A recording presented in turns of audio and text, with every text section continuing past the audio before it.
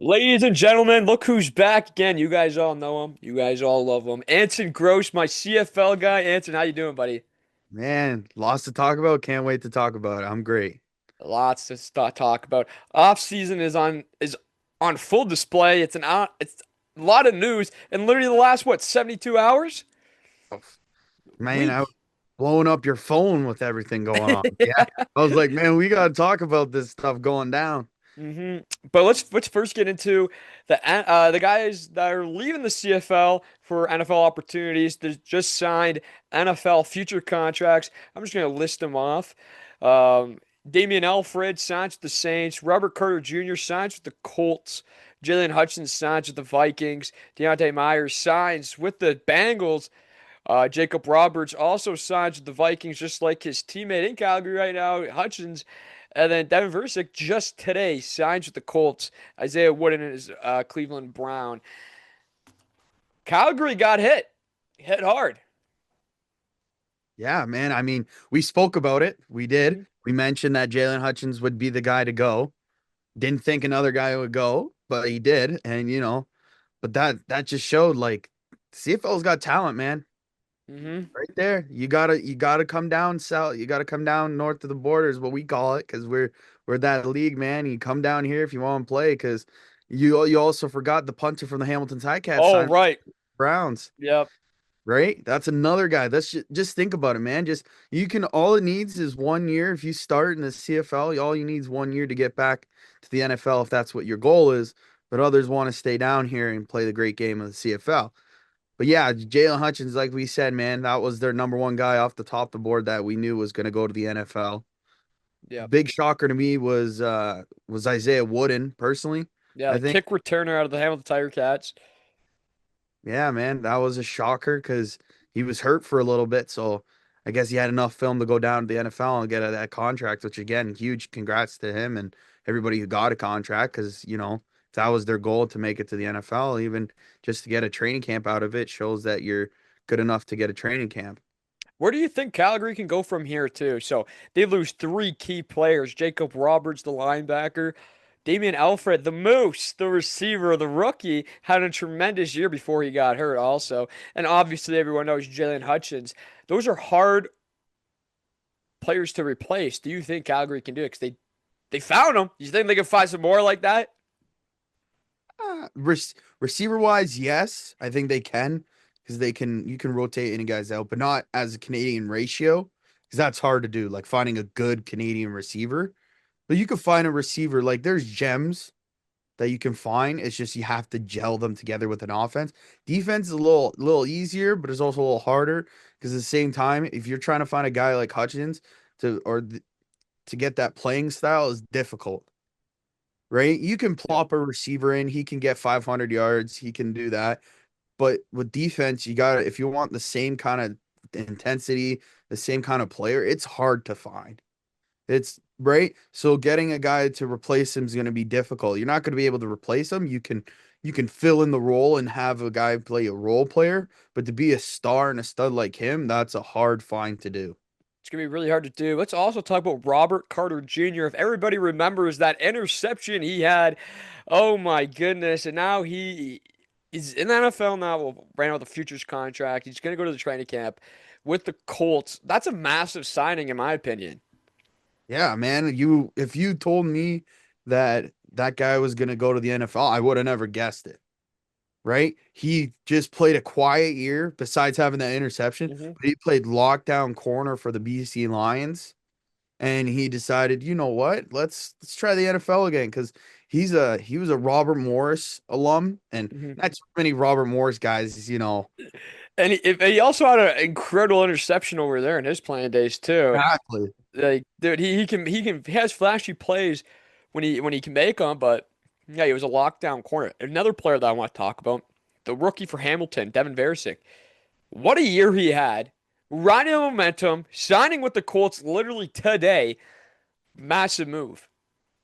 Huge move. I mean, like we mentioned, that guy should have won, rookie of the year. Yeah. Right? The way he played was unbelievable, but that just proved the CFL wrong that they picked the wrong guy because this guy just goes and goes, "Hey, I got an offer from the Colts. I'm taking it. You got to release me. Hmm. I'm so young. I'm fresh out of university. Like University of Windsor, getting a Yeah, a chance, Windsor product. Like that's insane. right? Like there's only two guys. Well, three actually. I don't know if he still plays, but there's the guy in Chicago, Hicks, played at the Hmm. University of Regina. You got Theo Benedette on the Chicago Bears that played at UBC, and Giovanni Manni, I believe that's how you pronounce his name, Yeah, Manu. on the Detroit Lions out of Hmm. UBC. So right there, there's only three U Sports guys. Now you're adding a fourth, but that guy could have played. I think that guy could have played D1 football Yeah, if man, he had. the talent that he's going to be bringing this year, he's going to bring it. I really hope that he's successful, in the training camp. But we're going to have more names come across the news, and probably the coming weeks as workouts are still going. But let's talk about this right now. Let's move the topics. Congratulations, by the way, to all those guys that are got signed to a futures contract. You're one step away from your goal and making it. You got to do it. Ball out in training camp, and I think every single player that got signed has the strongest chance of cracking the roster or for sure the practice roster. But let's go to the CFL winter meetings just kicked off in Calgary on Monday. Um, a lot of things that they're going to be discussing, especially like the Olympic guidelines, because that's going to happen in 2028. Flag football in the LA 2028 Olympics, they're going to be talking about the players' eligibility and the CFL scheduling, many more. They're going to be talking about the potential adjustments and participation limits for camps, for those Olympics and now playoffs. They're going to be talking about potential adjustments for the Grey Cup playoff format for future seasons, the free agency windows, additional on uniform branding opportunities. But we did see that this year. If you looked at the Grey Cup playoffs when they had the sponsorship right on the back of their jersey, it looked a little ugly, but we knew that was coming. And they're going to be talking about a lot more negotiations. Like they want an American player draft that they're going to be talking about, just to an alternative to require players and assess U.S. players' rights. Overtime, they're going to be trying to make a difference. To look at the different type of formats for overtime, I think right now they should keep it because overtime is totally fine, and they probably have the best overtime rules in all of pro football. And they're looking for additional rule changes too. With like to discuss every winter meetings, and they're looking at what they can switch for the 3 minute rule, the last 3 minutes on what they can do it there. Anson, what worries you the most about these topics at the winter meetings, and what are you also excited about, and hopefully what they're discussing here? I think to start, don't touch the 3 minute rule. That's Yeah. my thing, right? Like I'm looking at it, I go, I don't even like the 2 minute rule in the NFL. Hmm. Because if you watch when the CFL and the NFL between their 2 minute and the 3 minute, the 2 minute, the NFL, they run the clock down to that 2 minute. Hmm. It's annoying. They don't snap the ball. They just let it go down to the 2 minute warning. And they're like, oh, free timeout, whatever. Not on the CFL. They play past that 3 minute, then the timeout happens. Hmm. And I like that. Because that means like you're not giving up mid quarter, mid drive or whatever. You're just like, taking a break. You're playing through it. Then you're just accepting the TV timeout and whatever it may be. Um, Looking forward to is how are guys gonna, play in the Olympics? Yeah, because we're going to be in the middle of the season, and that's what I'm glad.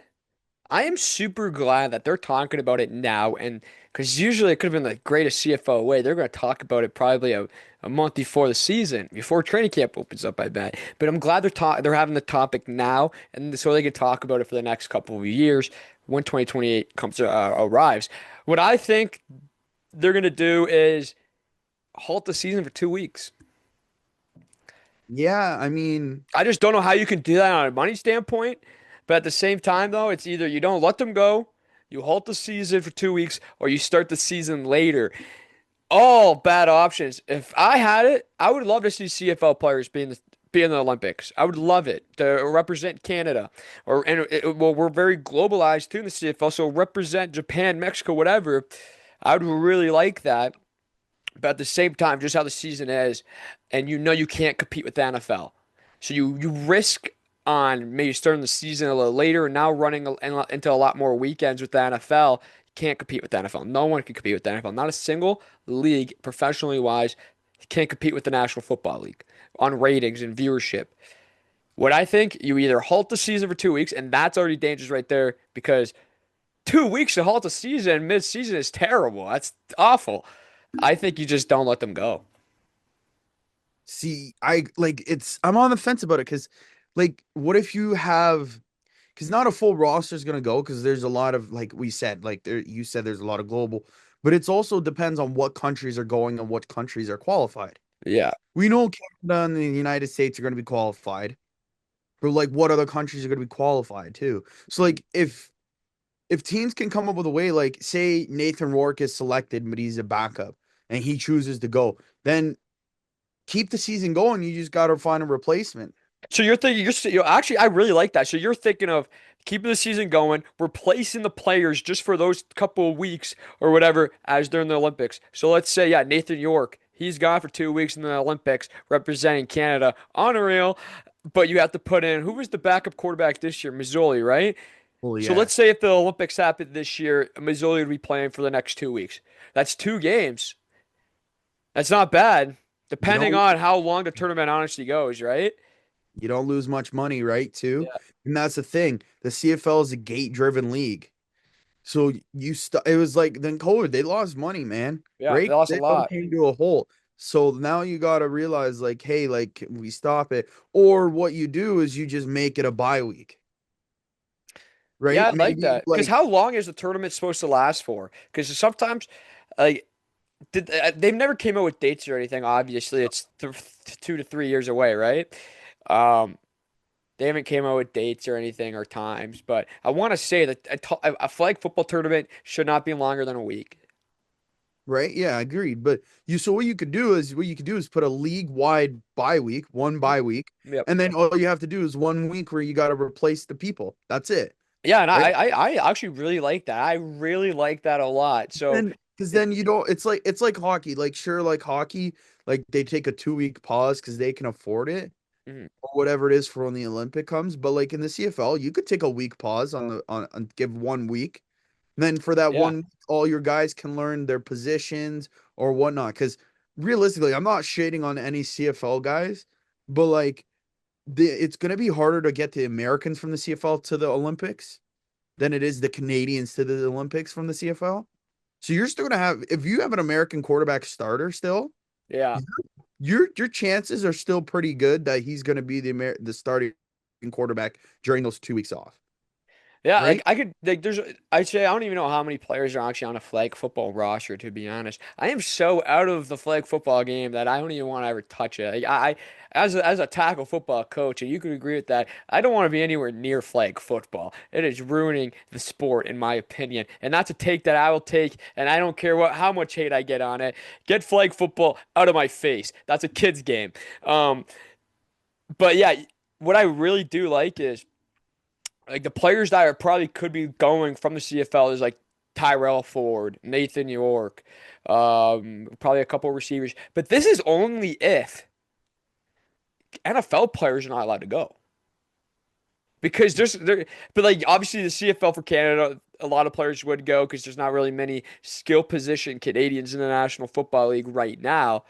Like Theo Johnson would probably go, the tight Yeah, end. Theo would go, Chase Brown would Chase go, Brown would go. Sidney Brown would go too. Cindy Brown, Josh Palmer would he go? I think Josh Palmer would be a receiver on that team for sure. Yeah. Um, but I would say that it makes a lot more sense for NFL to allow their athletes to go because it's a month or two almost out of training camp. So this is kind of good re-up. But the one thing is, even if players are granted to go, do they even take it? Because do they want to risk an injury? I don't know, a hamstring, I don't know, a sprained ankle, whatever injury you can get in flag football. For sure not broken bones. If you do, that's hilarious. But do they want to risk injuries right before training camp starts? And for the CFL players, do they want to risk injuries during the season to go play this tournament? Yeah, it's cool to represent your country. Don't get me wrong. It's the greatest feeling and it's the greatest honor you can get as an athlete to go represent your country. But do you want to risk injury for the guys that are paying you back home? I think no. I mean, what it needs to come down to is like I'm gonna bring it back to hockey because hockey's been doing this for a while. Yeah. You got to look at the CFLPA and the NFLPA and what they're gonna do if they allow them players to go. Yeah. Like, what are they gonna do for the health, the insurance, all that kind of stuff to let them go? Because if And do like they those players get paid if they're in the middle of the season? Do they lose game checks? Do they lose weeks, like a week check? exactly right, there's so many questions. That's why I'm glad they're talking about it 2 years out. Yeah. 'Cause it gives them time to figure this out and get it right so that everybody wins or at least everybody's happy and they come to a solution where like, hey, this is a solution, we have to go with this because we're looking at all the pros and cons and we're trying to make sure it's beneficial for the league itself, but as you as players. Yeah, I really like it now because man, if this was, you know, like 2, 3 years ago, the old committee or the old commissioner, because I think Stuart Johnson's a tremendous guy. A lot of people have a lot of bad takes on him, but I think he's really trying his hardest to grow the game. I know the rule changes. A lot of people disagree with it, and you know, rightfully so, because he is a little bit disrupting the game why people are already in love with it. But you got to think about it. He's doing a tremendous job. But the last commissioner, he would have waited probably a month, 2 months to talk about this. This is how much things have changed, in my opinion. Randy Ambrosie always waited for last minutes. He never wanted to do anything. Stuart Johnson comes in and he goes, "We're making these changes for the next 2 years." Bop, bop, bop, bop. Exactly. Love that. That's the type of commissioner you want. That's a commissioner that wants to actually grow the game. Well, we had a commissioner that just talked about growing the game. This is Stuart Johnson. I think he's the man that brings the Canadian Football League the 10th team. Oh man, yes, the 10th team. That would be huge. Right? You got it. He's got it. He's got it planned out. He's got it going on. He's got all these rule changes. But yeah, like you can agree or disagree. But what he's doing is he's looking for the best for the league. And Yeah. how many years have the CFL fans been talking about adding that 10th team? And it should be out east, right? We all think that, and we all probably agree, like true CFL fans know. Yep. But at the same time, it's just like you got to accept what's going on because this guy's just trying to make the league better, and I respect it. I really respect that. I got to ask you this. Three cities that deserve a CFL team right now. I know it's tough. Well, I put you on the spot. I know. I put you on the spot, but I I think you would could think of it. say where did they do it in Nova Scotia, right? Like they played that game out in Nova Scotia, Yeah, touchdown Atlantic. touchdown Atlantic. So I'd say two cities out there. So you could play Halifax, Nova Scotia, or PI, but PI is a little farther, but that would be an option. And then you could do another west one if you want. You could do Kelowna, BC, or you could do Victoria Island. But Victoria Island's a little farther, so you could do Kelowna, BC. Yep. Um, yeah, those are the options. But I think the main one would be everybody agrees that Halifax would be the team, Yeah. or you name it the Atlantic, whatever it is, because people have dropped names like the Atlantic Schooners, because Yeah. that's like And they've dude, they busted. could have been awesome, man. I just don't know what happened to it, man. Because, dude, touchdown Atlantic was a success in my eyes year in, year out. Don't know why they driving away from it. I don't know what's happening there. I don't know what has stung the conversations. I don't know what conversations they're having. A team in Halifax, a team just in Nova Scotia needs to happen. My three teams, personally, London, Ontario, Windsor, and Halifax. Those are my three cities that I think deserve a team right now because London has the population, Windsor has the grit feel, the Detroit type feel, the Michigan type feel, everything type feel in there, just toughness, grit. They will have a passionate fan base. London will have a passionate fan base. Everyone loves going to Western football games. The London Beefeaters are a success. London, whatever team name, London CFL would be tremendous in my eyes. Yeah, you know what?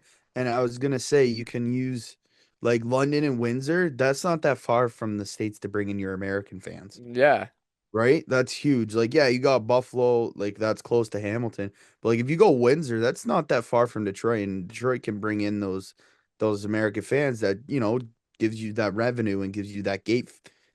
What you need is that gate fee, is that just people like just like how many Americans go and watch. Like the amount of Americans that I've met, um, just going to CFL games, especially in Toronto, like going to the Argos games, or even Hamilton Tigers. There's a lot of Americans in the stands, and they're like, this is my first CFL game. I go, where are you from? And they'll be like, I'm from Michigan, or I'm from Cleveland, or stuff like that. Like, that's cool because the craziest thing is they're here for vacation. They're coming in the summertime. They're coming to Canada for vacation, but when they see, well, what is that stadium? Not the CFL stadium. I got to go watch the CFL game. I've never gone. I'm gonna go check it out just because Hamilton and I want to say Toronto, we're close to the border. They're close to the border, and stuff like that. So I think Ontario teams already bring in a lot of American fans, or at least a lot of people that are curious about the CFL. London and Windsor, they would do numbers too. Halifax, though, number one on the bulletin board.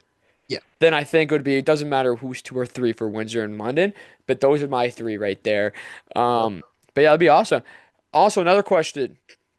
What other, what else? So not on this list of their agenda for the winter meetings. What do you want them to discuss? Um, I mean, they do it well already, the free agency and the windows and that, and letting them people go. But I think that the problem is, and we just saw it where we could talk about it. They're releasing guys early, and then Hmm. they're going signed to another team. Yeah, I don't like that as much because look at Casey Sales was a Hamilton Tiger Cat. They release him, and a week later, whatever it is, he goes and sign with the BC Lions, right? Because we were going to mention that today. yeah, I don't like that because it's almost like the transfer portal. yeah. But let's get into that. Actually, let's get into this topic right now. Honestly, the free like the Casey Sale topic. Did they ever come out with a reasoning on why they released him?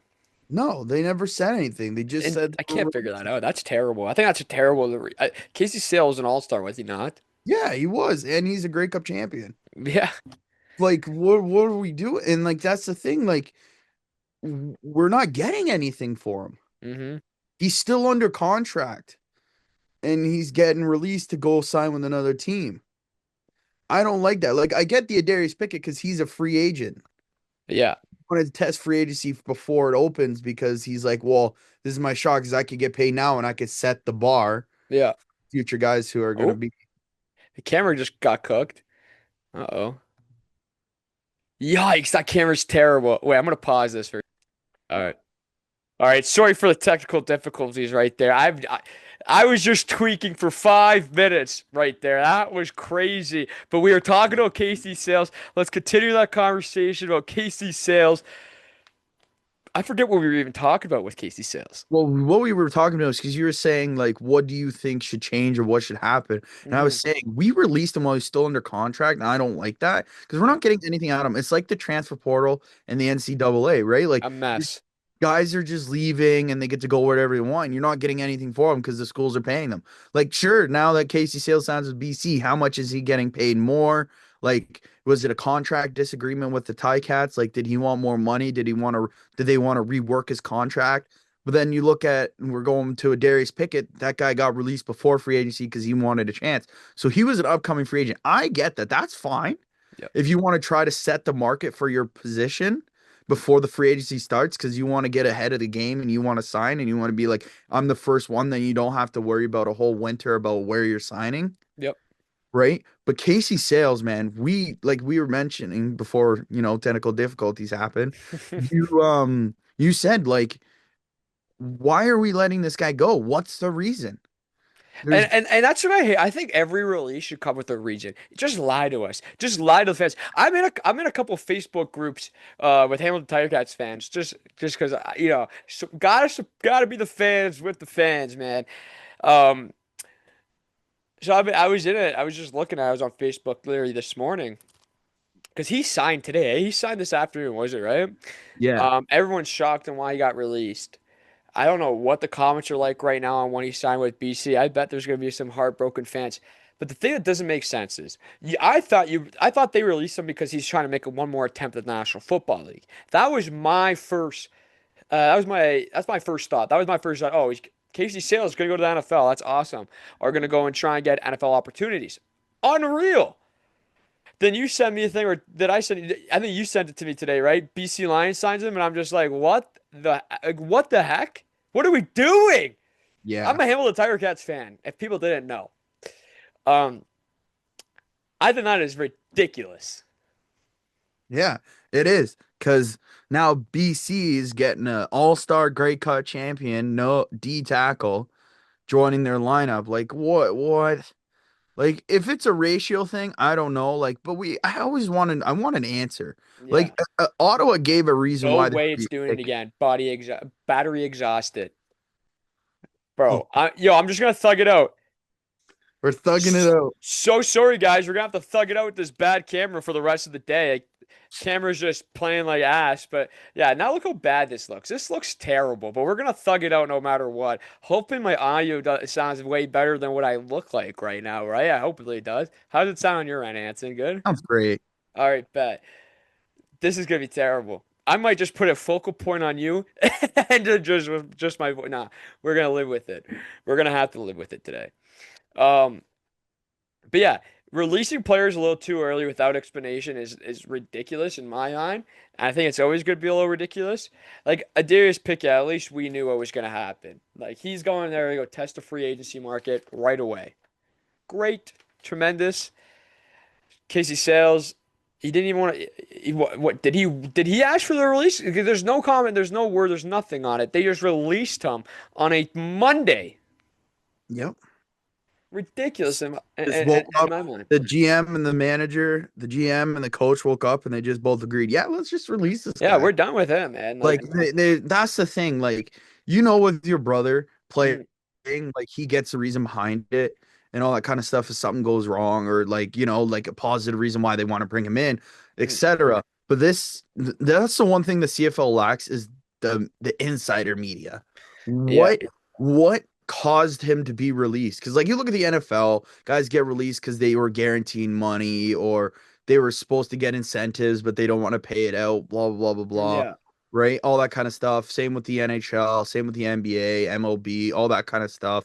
But the CFL, like, there's not enough behind it. Like, sometimes they say, because, like we said, Darius Pickett got released because he wanted to test free agency. Casey Sales, he's getting released and then he's signing with another team out west. Like, what's going on? Like, he still wants to play football, but why does he not want to still play football for the Ticats? Because what I thought he came to Hamilton was because he wanted to play for the best in the East, and that's the Hamilton Ticats. That's a biased opinion, but you know what I mean? Like he wanted to come here, and now all of a sudden he doesn't want to be here, and he goes to signs with another team. It seems a little fishy that there's no reason behind it because there is reasons on why guys get released or they get moved on from, but they never say why. Like it could be a ratio thing, could be a Yeah. contract dispute or he just was done with Hamilton, but we don't know and it doesn't say. And that's the thing that I think is lacking is we don't have that person that can walk in to a CFL office and be like, "Hey, why is this guy getting released? Why don't we know about it?" Yeah, like or even like a spokesperson for the team. Like look at the NFL for an instance. NFL for a second here. They have billions of insiders. They literally have team writers. Team writers will tell them go on Twitter, make a tweet on why this guy just got released or the reasoning behind it on what the coach have said to release him. CFL does not do anything, but CFL has writers, man. They have team writers. They have team media. Make a nice little tweet as an insider and stuff like that. Like the Hamilton Tiger Cats, they have a whole Ticats audio. They have literally a beat writer with the team that used to be at whatever the Hamilton newspaper was. I forget Yeah. his name right now on top of my head. Those are the type of guys that you need to be like, hey, like when Casey Sales got released. Casey Sales released, and then it says, say the reasoning on why he got released, or more to come, more information. Like in the NFL, a guy will get released, a player will get released, and it'll just be this player released. And then a couple minutes later, Adam Schefter will go, reasoning for release or something like that, on a press note or stuff like that. The CFL, there's guys that cover this league tremendously. Absolutely tremendously. I think the TSN panel does it greatly. I think Three Down Nation does a tremendous job. There's a lot of social media meme accounts too that cover the CFL that do a tremendous job. There's a lot of media guys out there that just do a tremendous job on covering the CFL. If the CFL front offices just let those guys in, just to have some insider information so the fans really feel like they're getting the most attention. That's why people love the NFL.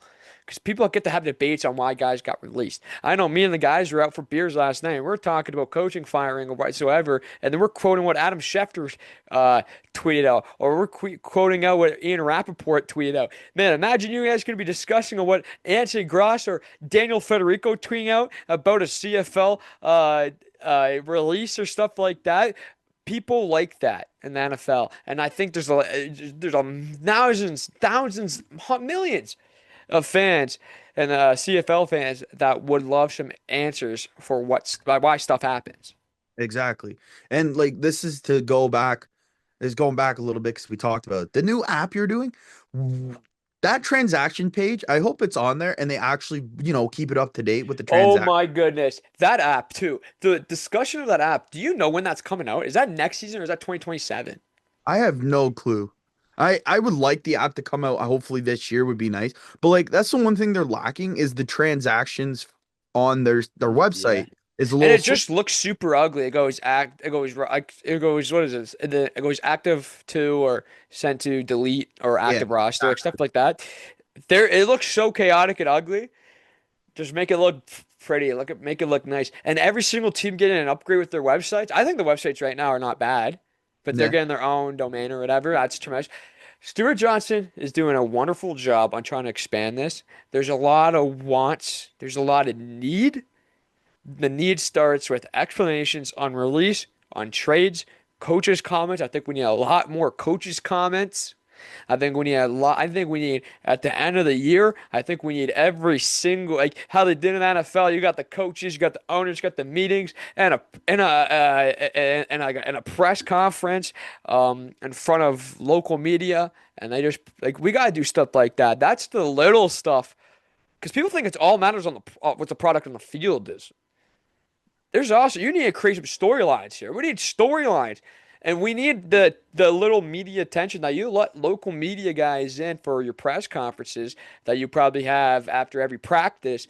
But if you have them during the off season, like, hey, yo, Bob Dice just got hired as special teams coordinator with the Hamilton Tiger Cats. Imagine you do a little media thing with that, like welcome him to Hamilton. He's answered some questions, talk about the futures. Orlando Steinhauer's right behind him. The general manager's right beside him, and the head coach is right beside him. Like those guys are just talking about the hiring and stuff like that. That's the type of stuff that Yeah. I want, and that's what I want to see. Just like too, when the Baltimore Ravens owner was had a meeting today talking to local media, talking to NFL media about what is next for this team because after Harbaugh got fired, what is their search? It's like a little update. People love updates on what organizations are doing. There's 9 teams in this league. You can do that easily, way much easier. And I know and you can do it. You don't have to pay these you have to pay the beat writers if they're hired by you. But there's a lot of guys that already have media companies that are getting paid by the media company. So you don't even have to pay for these guys to come or endorse your league.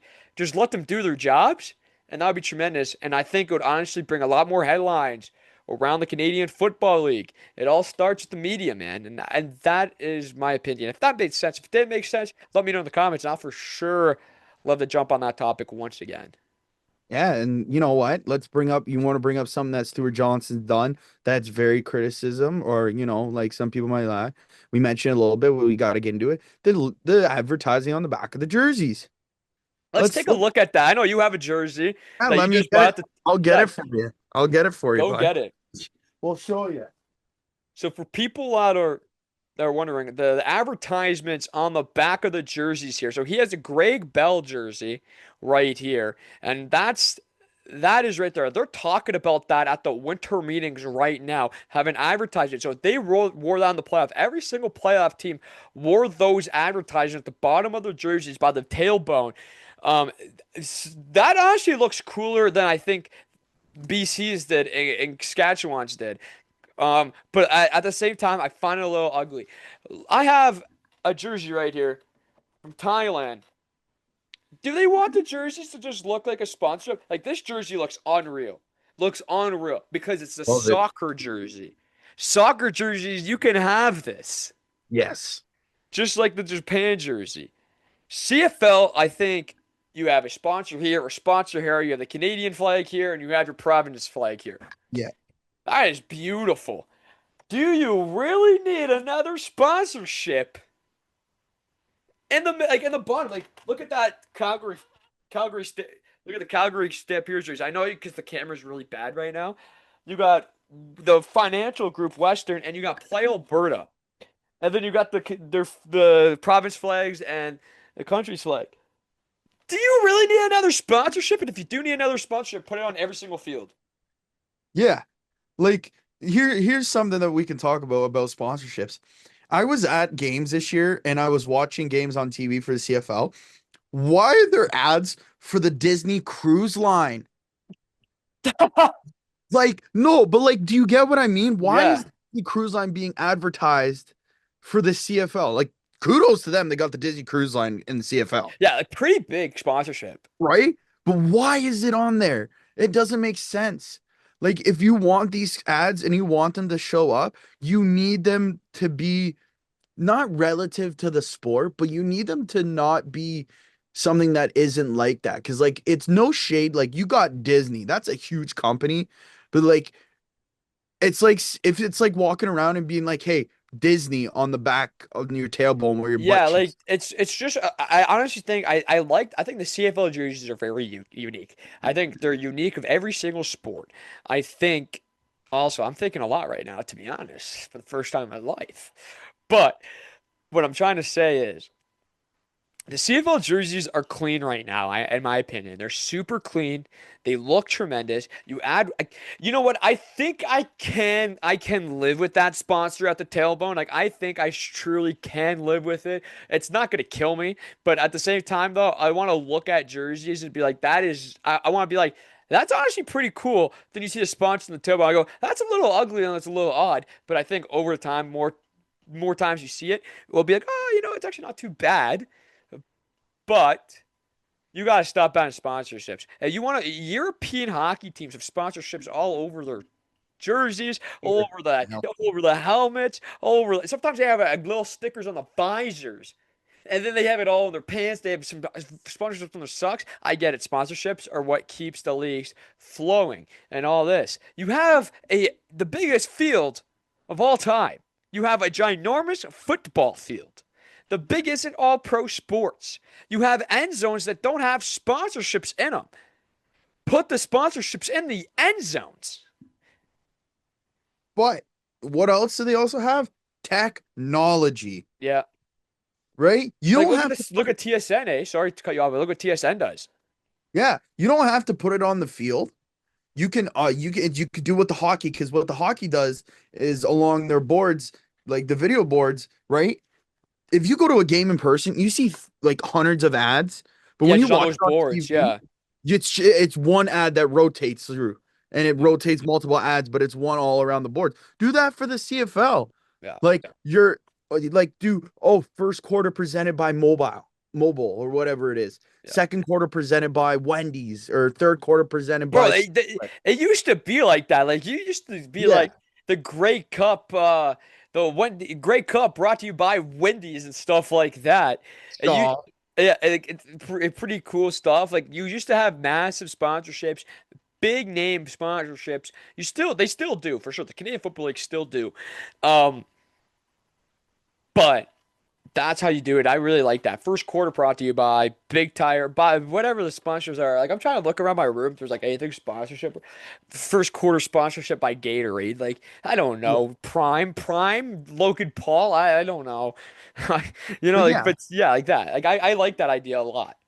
because they used to have it. It was like Friday Night Football presented by Wendy's. That's what it was, not the Grey Cup. But That like, was what it was. what happened to that? And the OG Wendy's logo too, bro. If you go back and watch the Canadian Football League games on YouTube, like I do, like bro, I honestly I'm saying bro too a lot. I've realized that. I'm so sorry. Um, but when I go to the game, I go rewatch the games on YouTube all the time. I love it. I just watched the Grey Cup when they played at the Olympic Stadium. Yeah. That was awesome. That was sold out. That looked beautiful. I just watched the Grey Cup also in Toronto, like the Toronto one, when they had three halftime acts. Odd, but Justin Bieber came out. Didn't even notice that. I don't know why I never noticed that. It was 100th Grey Cup. I was probably 13 years old, maybe little younger. Awesome.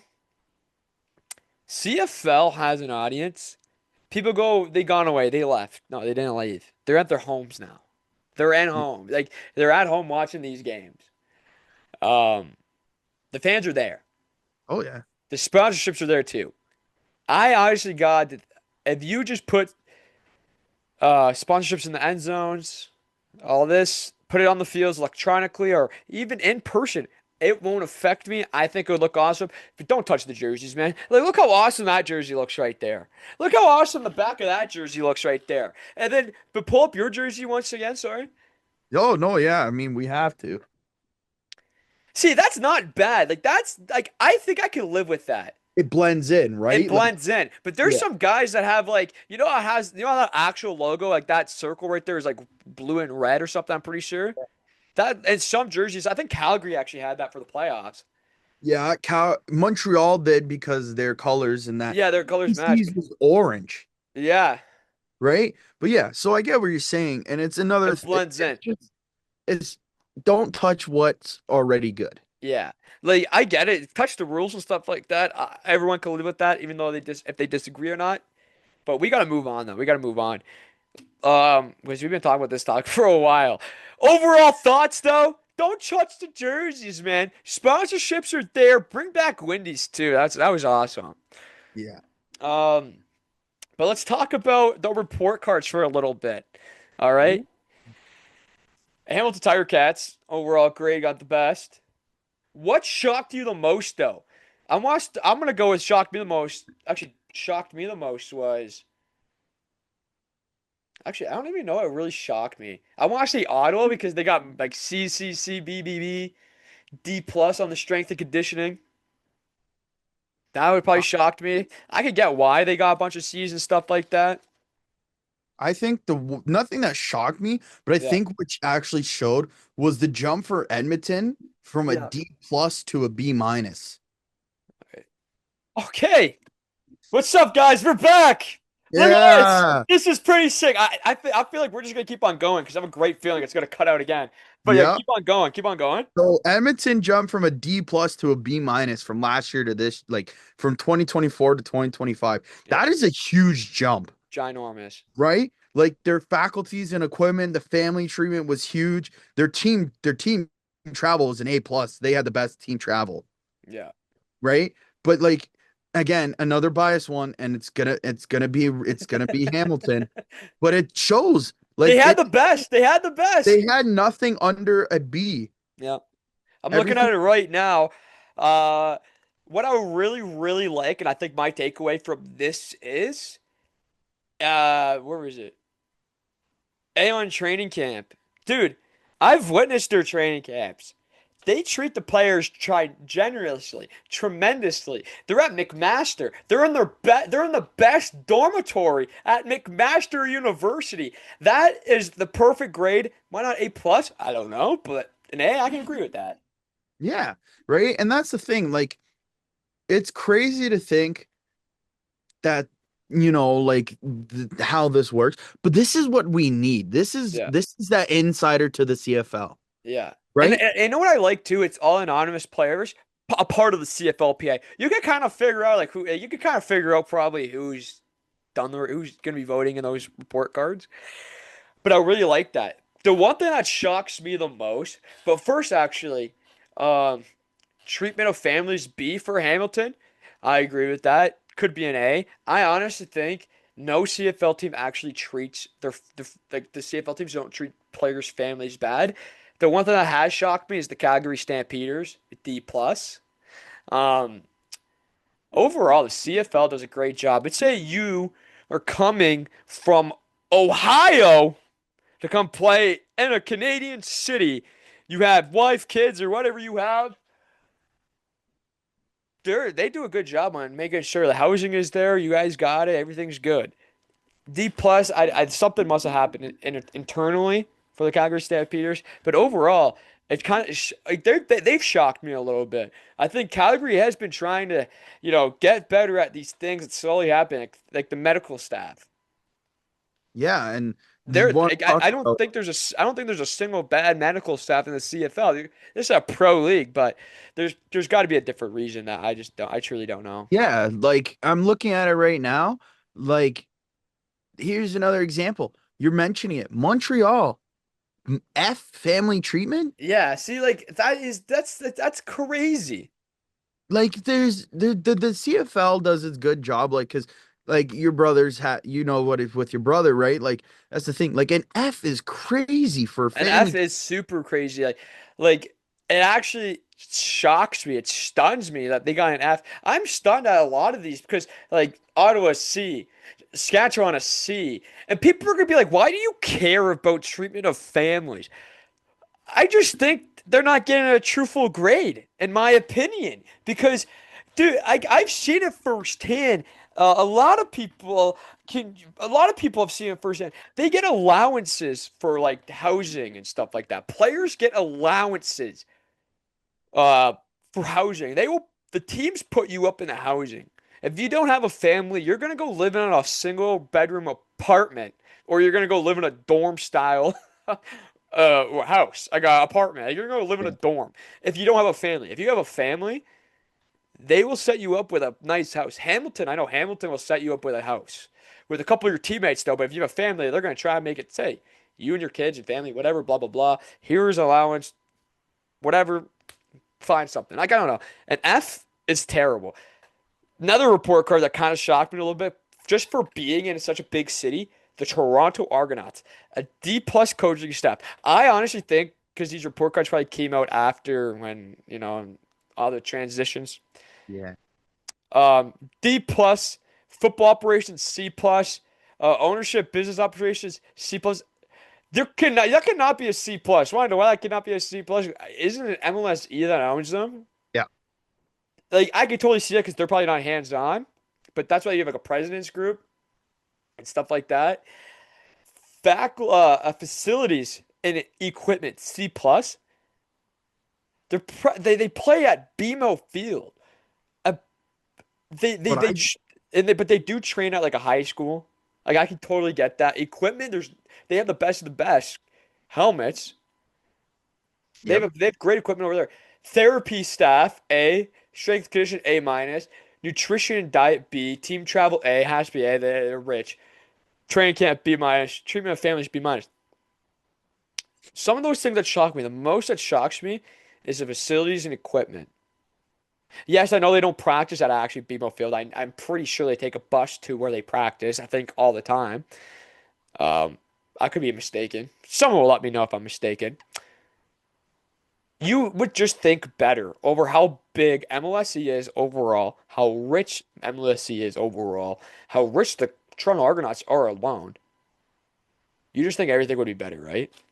Yeah, you 100% would think it's better. Because then like you take a look, it's almost it's like comparing it's not comparing, sorry, but like this is like let's take a look into the NFL. The Green Bay Packers, Yeah. they're owned by the fans, Yeah. right? Or the city, the fans, whatever it is, Yeah. however it is. So Pretty like, dope. Pretty cool. right? Be pretty cool if the CFL did something like that. But at the same time, like you look at it, it goes probably the reason why the report cards are good because they have the facility and they have the board members to do it. So that's why maybe the Argos are a C plus, and it's because like their owners are a big corporation. Yeah. And they're not as Don't hands-on with the team like they Yes. who's the president right now? It's Pinball Clemens, right? Yes. So like, but he is hands on. Like he's very He's active. very Obviously, hands-on. obviously you have to be if you're a president of a professional team.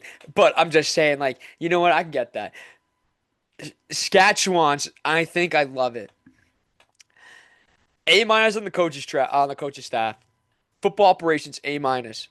Two of those I agree with. Coaching staff could be an A plus. You guys just won the Grey Cup. Come on, give them the A plus. Same with the football operations. They've done everything tremendously. Ownership and business operations B. That's insider for information like that we would like to know and why these are like a B. Uh, Facilities and equipment B. I think it could be an A because man, they have one of the nicest looking stadiums. They have one of the nicest locker rooms. They have one of the nicest everything. A B. Therapy, medical staff. A B. I don't know. Like I'm not there. I'm just listing it off. Strength and condition A minus. Treatment of families C. See, like, what do the CFL do? What do these CFL teams do to families for players to just be like C D C D C C D B B B A with these bad ratings? See now I can see it as Saskatchewan and Winnipeg because they got nothing out there, Yeah, right? Right? They got nothing. So like all the family treatment. But then again, why the family treatment shouldn't be bad? yeah, Because there's nothing out there. So there should be plenty for you to, live and bring your family there and just live yeah. like a quiet life. And we're just speculating that though. Like treatment of family Yeah. could have been like what they do like in-house. Like do they do anything for the families like post-game or pre-game or stuff like that? My treatment of families and my thought and my logic is getting your family out here, getting your wife, getting your kid out here, fly you know what I mean? Like helping us move to a different city. That's what I'm thinking treatment of families. You know what I mean? Like Yeah. obviously I'm thinking of what they do in-house too for your families. But like do you think that too? Like they're thinking of like how like try to get your family to move here? Like is that what you're thinking treatment of families is like? Is I don't know. Like I think you're on the right page with the pregame, postgame, and game day, right? Like how are they treating them? Because like you hear like all these guys in like the college, NFL, hockey, basketball, like they get suites, baseball. Like yeah, I get look at Juan Soto. The guy got a suite for life with the yeah. in his Should and contract. it could go with like tickets too. It's like how many like some teams only give out two tickets for their families and friends. That could be another thing. That That could could be be another factor, right? But like like the greatest thing is we're just this is a big for the people watching and listening. This is just a big speculation on our part. Like this is not no journalism work. We're literally just going with the information. We're just speculating what it is. And want to know why we're speculating this? If you go back to our earlier topic, it's because there's no insider information on this. They just on a random what was it 6 days ago? So on a random Wednesday, they just posted on Instagram the CFLPA. Boop, here's the report cards, and it's like, damn. You know those report cards you'd get in elementary school and high school, and like the reasoning on why you got your grades? exactly. Can we get those? Can we get those by any chance? I would absolutely love that. Like, I think if I could go and find my old report cards back in the day, and people don't know what I'm talking about, um, there used to be a comment section, like literally, it'd go the class median, your overall grade, always me, always lower than the class median. But then the and then the comments right beside it, Daniel is talkative. Daniel stands up a lot. This, like that type of stuff. Why can we not get that? It goes, Saskatchewan treats family bad because of this. C is this, like stuff like that. You know what I mean? That's what I would like. Yeah, exactly. I totally agree with you that. And he kind of made me laugh a little bit with your reference, but I get it. Like it's like, like when you're reading it, it's just like, oh, like, your class median is like the class average C plus and Yeah, the league like you because it shows the league like if you pull up the picture if you find it yeah, if anybody's watching or listening if you have the chance to but like you can like we can see it right now like the overall score of the league is a B minus yeah. so okay, so your league mean is a B minus. Why is BC a C? Like, what's the reason behind it? Like, why is it all adding up to that? Like, why is there nutrition and diet an F? Like, we need the reasons behind it. And this is where it comes back to where is that insider information? Like, it could be anonymous. That's all we want. We Yeah, want yeah, to, like, you can literally just them like the CFL like front office could literally make a Twitter account and Instagram account. Just literally goes no per source, no nothing, just breaking news. This release for this. Breaking news. CFL report cards out. Notes. If I'm thinking like I don't know how the survey actually happens. I don't know how it works. And I know it's only like a general like I don't know. I know I'm pretty sure it's only like sometimes up to 12 or 7 to 8 players on per team Yeah. that's getting surveyed. That's not a big margin. There's almost 60 guys on a team. Like if you're counting practice roster, like that's not a big margin.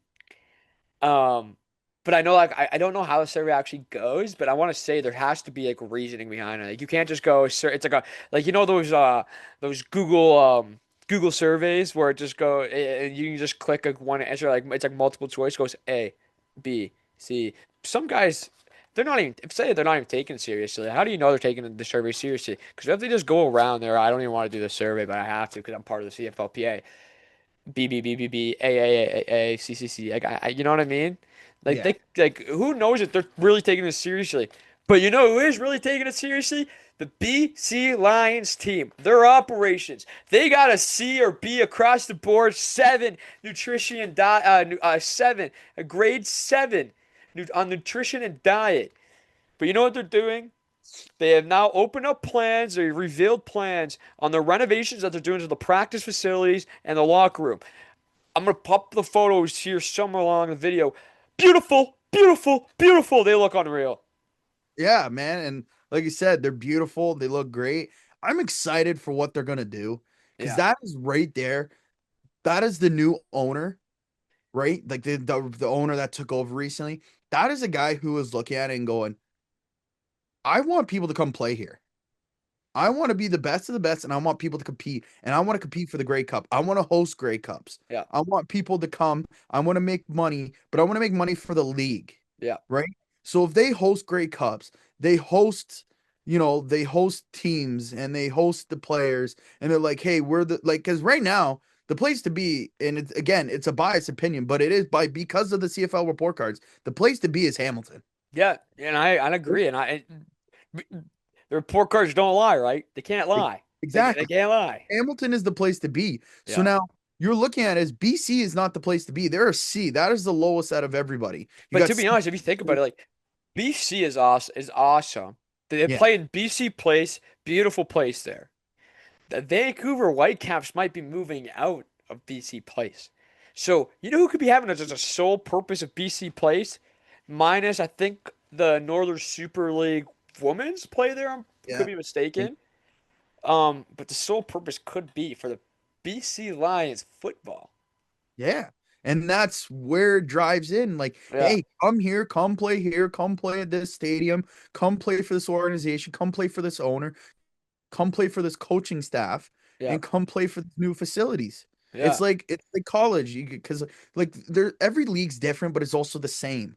yeah, Like the college and the alumni, they put all this money into them to build their new locker rooms, to build the new facilities and all that kind of stuff. By them doing this, it is basically waving a flag or yeah, waving a sign that says, "Hey, come play for us. We're the team to be now. Don't go play for Hamilton, Winnipeg, Saskatchewan, blah blah blah blah blah. If you want to play for a team in the West, BC is the team to be in the West because yeah, their team travel is also low, but if they can make that better, but it's also hard because they're coming from all the way out west yeah. to the east and whatnot. So like the planes could be small. We don't know. This is Yeah, us. like, we don't know. Like this is all speculation. Yes. This is all speculation. So, but like that's the way to look at it is like what we see as fans and what we see with our own eyes and what the media is giving to us is we're looking forward to what's happening. And like you said, you're gonna put up the pictures and they look great, like because Mhm. we've seen them, They have like a sick bar right in the middle of the right? locker room. Like it's just Exactly. Like it looks amazing. no. Who wouldn't want to go play there after these like renovations are done? Yeah, right. Like right. Like to be honest though, like we're gonna have to switch topics just in a second because we are going way over time, and that's courtesy of that's because that's this is how good the conversation's been. But to be honest, report cards though, how deep if you're a fan, how deep do you look into this report card? You got to take it with a grain of salt. Okay, yeah. With that, you got to be able to, look at it and go, okay, like, yeah, this is the general public eye.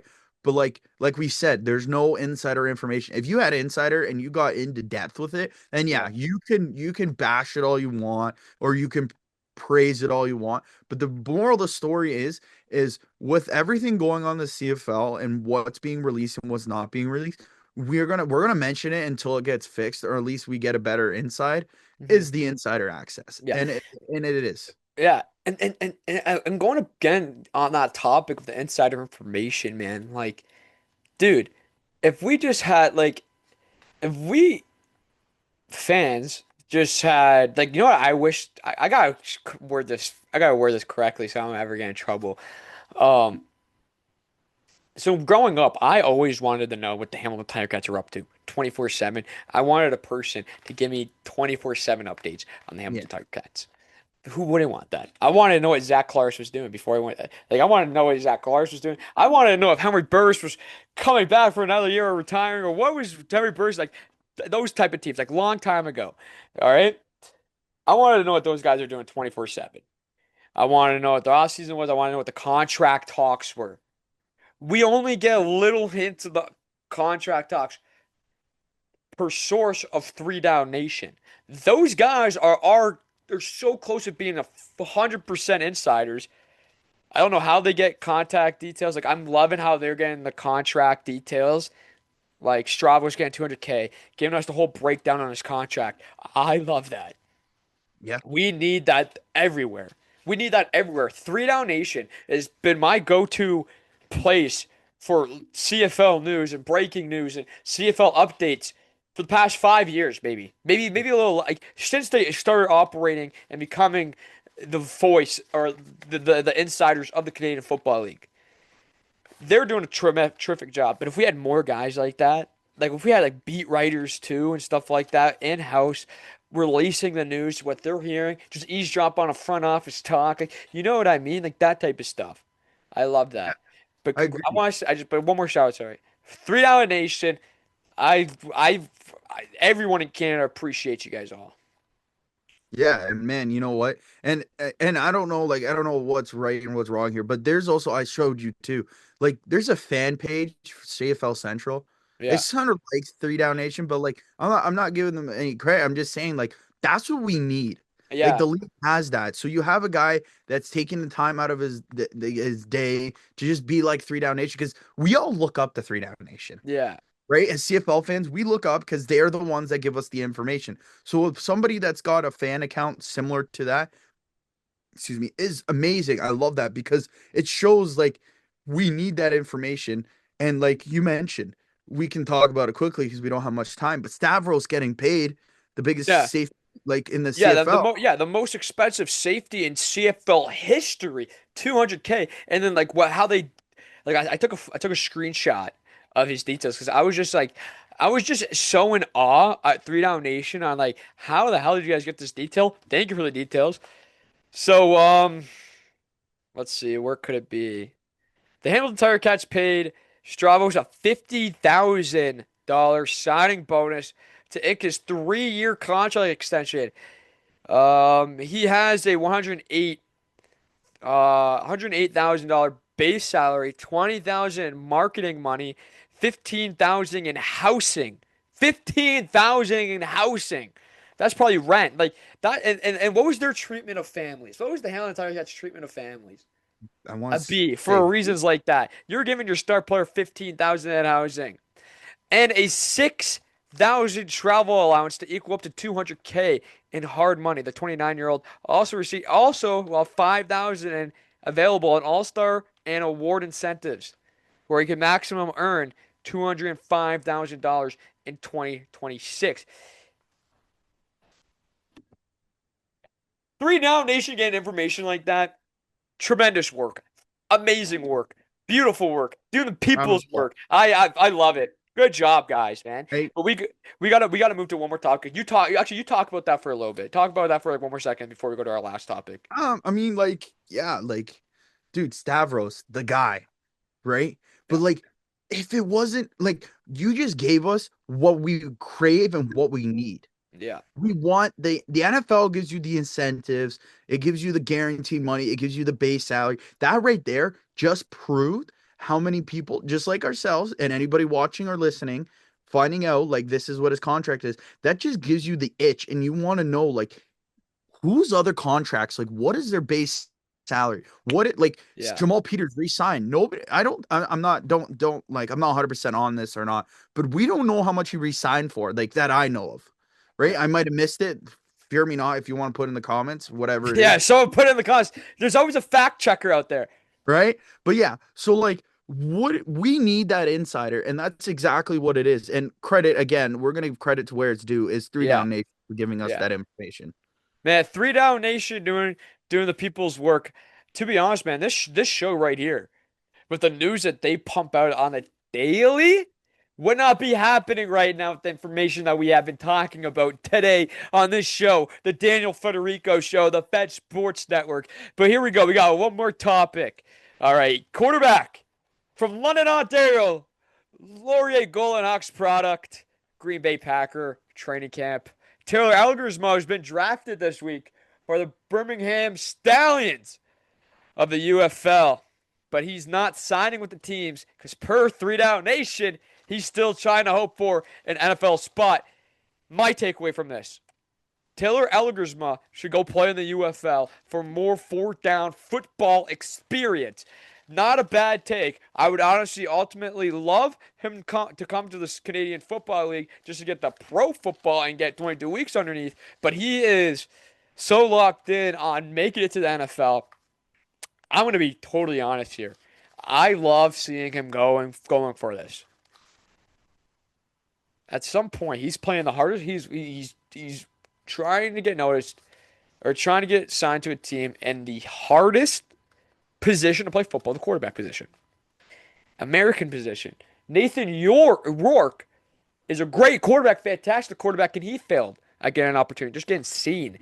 He made great plays in that training camp with the Jacksonville Jaguars, and he still wasn't actively seen. Actively seen me being like given a chance. Tyrell Eversma, coaches, people that have watched this guy play football have been preaching his arm talent.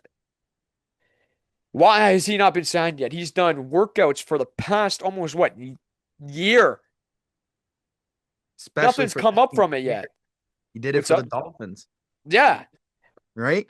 yeah. Exactly. So But and nothing's it coming from it yet. So I think it's UFL or CFL, dude.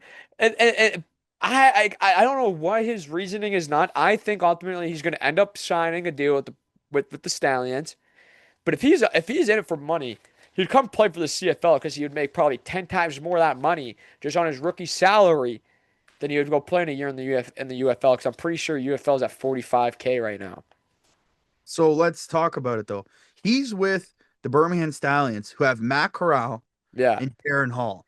yeah. I think he could beat. I don't think he could beat Matt Corral, but I think he could beat He could be Darren Hall. Yeah, but I but don't he has to sign first though. Like that's the question because per Three Down Nation, they've been saying that he signed yet because he's actively trying to get onto a future contract with a team.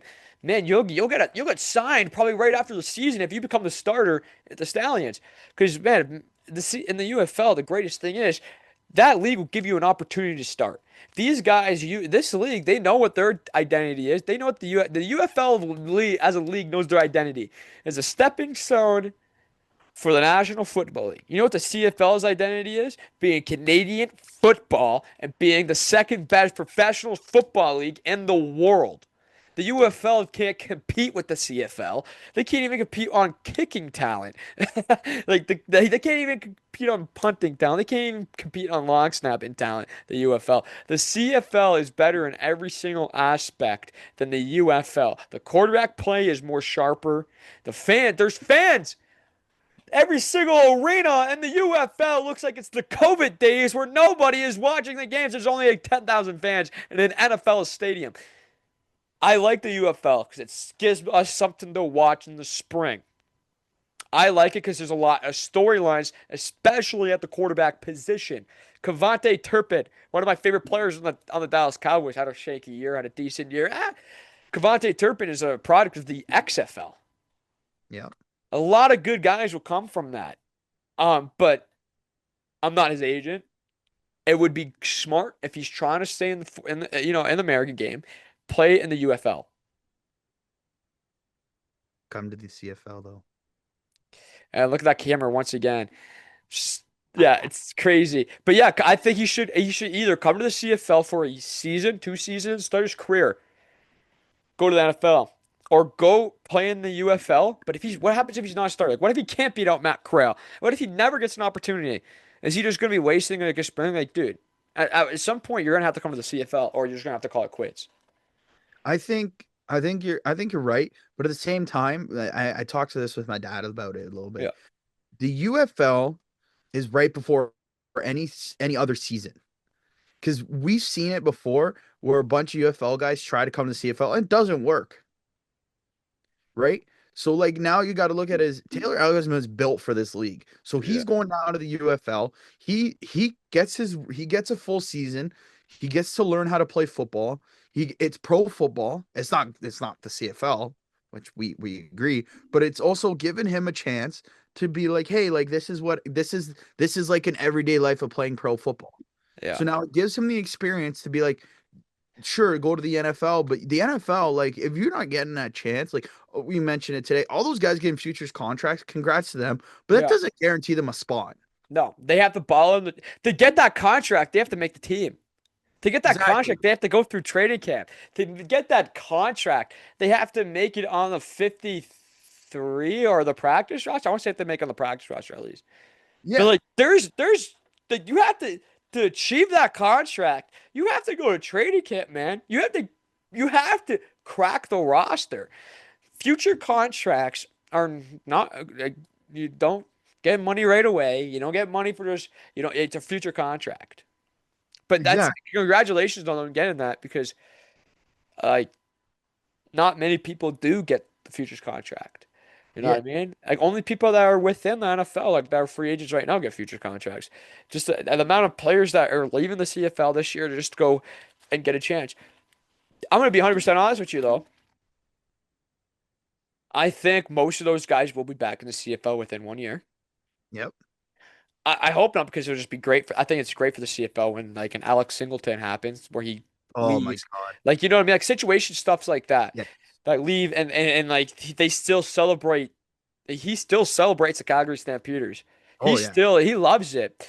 But guys like that go and still support the CFL, and now they're getting a massive following. He's a captain on the Denver Broncos, arguably right now one of the best defenses in the National Football League, and right now is still active in the postseason. About to go play next week against the Buffalo Bills. Alex Singleton is a Calgary Stampeder product, and people don't know that. You know, 3 players from the Calgary Stampeders just alone this year: Jalen Hutchins, defensive tackle, linebacker Jacob Roberts, and Damien Alfred. Those 3 guys from the Calgary Stampeders are going to play in the National Football League next year and competing for a future. Like that's what I think it is. Competing. You're competing for a futures contract. Yes, you signed the futures contract. You're going to sign to a futures contract. You're competing for the futures contract to hit the bank account. The direct deposit, man. When you make that team, I hope that. But what I'm saying is not to be disrespectful on any of them. They're going to be back in the sea. Like some of them are going to be. Some of the guys that list that we listed off earlier in the episode. Some of those people will be back in the CFL within a year or two. I think it's going to be Isaiah Woodland. Wooden. Wouldn't. Um, I want to say who else. Let me go look my Evan list. Versu. Yeah, Devin Versuk. I think he could The be only back in reason it. why, the only reason why it's the same thing with Nathan Rourke. He owns the Canadian flag. Yeah, and He and and, and yeah, because you could look at these guys. These guys are American. Most of them are American. Who else? Like I don't know. I want to say this could be like really bad. Uh, I Isaiah think Wood's like the only one that I could really put my finger on it the to punt. to come back. Maybe Dante Myers. Yeah, I was shocked a little bit. Like he had a good year, but because he's going to the Bengals. The Bengals is a hard team to make. Yeah. But Like that team's gonna be ridiculous, especially at the receiving position. yeah, but I think Isaiah wouldn't because it's hard to make it as a kick returner because Yeah. Tyreek McAllister was, if people know, like CFL fans know, he Yeah. got a chance in the NFL, but then he got released and now he's nowhere to be found. Exactly. Stuff like that happens. And I want to be honest with you. It's don't discredit coming back to the Canadian Football League, man. There's so many players that have made Anthony Calvillo has made Henry Burris, like guys like have made tremendous careers in the Canadian Football League, went on to have great coaching careers or actively coaching right now, either in NCAA D1, just like what Henry Burris was just doing. Ken Austin, there's a bunch of CFL former players that became CFL coaches that used then went on to go coach in the National Football League. What's that one? Remember that coach that went from the CFL to go coach the Chicago Bears? Oh, Do you oh, remember oh. his name? He was on the Argos. Yeah. Oh my gosh. Do you remember his name, man? Because like he was a stud in the CFL, and then he went for the Chicago Bears, and the Chicago Bears happened to him. Mark Trestman. Oh, Mark Trestman, what is he doing now? Can you check his Wikipedia page? For This is gonna be the longest episode of Daniel Federico Show history, but I works for think the it's worth. Chargers. He's what, He works for the Chargers. He's a senior offensive assistant. dude? That's how old is he? He's 69. Damn, that's kind of a job that like 80-year-olds get. But that's good for him. Still in the National Football League. Just look at that. Just look at that for a second. How many years did he coach in the CFL for? 5 years? He coached 4 years with the Alouettes. So 5 seasons with the Alouettes and 3 seasons with the Argos. Look at that. And And then he he got went a on to become the coach to the Chicago Bears. yep. And what did he do after Chicago? Went the offensive coordinator to the Ravens, Yep. then became the Argos head coach, Yeah. then went to the Tampa Bay Vipers in the Oh, XFL, yeah, the XFL. and then now he's with the Chargers senior offensive assistant. See, and people discredit the CFL for that. Like Yep. they discredit the CFL for what it's kind of like. If you have to come back and play pro ball, would you rather play? Because you can't really trust the XFL or the UFL, whatever the title is now, because spring ball just never really has a fan base. You know what I mean? Yeah. Spring, so like you can't really trust the league to have like a career like that. Like yeah, you have spring football league legend like Perez, still kicking it. Um, in those leagues. I think he's gonna come to the CFL soon. But you can't trust those leagues. You know what league you can trust to make a legacy for yourself? The CFL, man. If you Yeah. can't make it in the NFL, do you rather go play in the European League of Football or do you want to come play in the CFL? If you had those two options. I'm Canadian. I'm biased to CFL. I've seen the CFL firsthand. The CFL any day of the week. Yeah. 100%. That goes, And and people like to describe. Oh, sorry. People like to dispute this on me. Like dispute this. They think it goes NFL, UFL, CFL. They got it all messed up. It goes NFL, CFL, and then those other leagues around the world don't even matter. Don't compete. you're right, man. And I'll say it to the day I die, man, because this is why we're doing this. Yeah. We breathe, live, and we die by the CFL, Yeah. right? And we love this stuff. Well, you do it because you love talking about sports, right? And that's Yeah. like you talk about all sports. But for me, being on the CFL episodes and all that kind of stuff is because I know the CFL so well, and I love the CFL. So I will. And now this is where people can hate me. I go CFL, NFL, and then it's not pro football, but then I'll put the NCAA in there. Yeah, yeah. You know what? I can agree with you on that. Like when I was a kid, when I was growing up, man, I'm a huge Dallas Cowboys fan still. Dallas Cowboys fan still. Dude, I think growing up, I was bro, I just loved the CFL a lot more. I just thought, even when I was a little kid, people could call me stupid for this. I loved how all three aspects of the game mattered. I loved that how special teams was just it was such a massive aspect of the game. Yeah. And I would literally tell my parents and my friends in elementary school to be like, hey, I'd pick the CFL over the NFL. But if you're gonna talk realisticness, talent wise, goes NFL, CFL, and then UFL doesn't even UFL, XFL, whatever the league, spring football doesn't even touch that. Yeah. And if you go And that's why I think Taylor Eglersma, if he wants to stay 4 downs, the only logical thing would to go play there, but you're gonna be a backup. You're gonna be a backup here in the CFL until Zach Collaros leaves? Are you waiting for Zach Collaros to retire? Like the Winnipeg Blue Bombers want you to come play for them. You could probably start literally next year if Zach Collaros gets banged up again. Yep, 100%. And I agree that. And, like we've been talking about it for a long time now. This is a longer episode, but, Yeah, we know, as we know as fans, like the opportunities come and go, but the opportunity to play in the CFL and to be a starting Canadian quarterback is hard to come by. yeah, Take that opportunity and roll with it and make the money and do what Bo Levi did. Try get so good in your career that you can then contemplate wanting to go to the NFL or just stay CFL and keep making money and not worry yeah, about the NFL. yeah. Like, let's see if this camera turns on. Ah, bang, we're back in business. Look at that. Look at that difference.